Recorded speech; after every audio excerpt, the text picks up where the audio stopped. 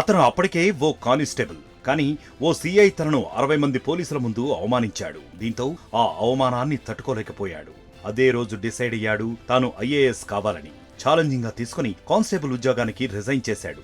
ఆ రోజు నుంచే ప్రిపరేషన్ ప్రారంభించాడు. పట్టు విడవని విక్రమార్కుడిలా చదివాడు. లక్ష్య సాధన కోసం నిరంతరం శ్రమించాడు. ఫలితంగా యూపీఎస్సీ సివిల్స్ లో 780వ ర్యాంకు సాధించాడు. ప్రకాశం జిల్లా సింగరాయకొండ మండలం ఊళ్లపాలెనికి చెందిన ఉదయ కృష్ణారెడ్డి చిన్నప్పుడే తల్లిదండ్రులను కోల్పోయాడు. తన నానమ్మ కూరగాయలు అమ్ముతూ చదివించింది. చిన్నప్పటి నుంచి ప్రభుత్వ స్కూల్లో, కాలేజీలో చదివిన ఉదయ్ ప్రభుత్వ ఉద్యోగానికి ప్రిపేర్ అయి 2012లో కానిస్టేబుల్ గా ఎంపికయ్యాడు.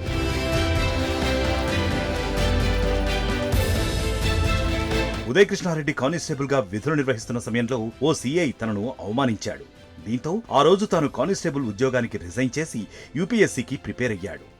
మొదటి 3 ప్రయత్నాల్లో విఫలమైనా 4వ ప్రయత్నంలో తన సత్తా చాటి సివిల్స్ ర్యాంక్ సాధించాడు.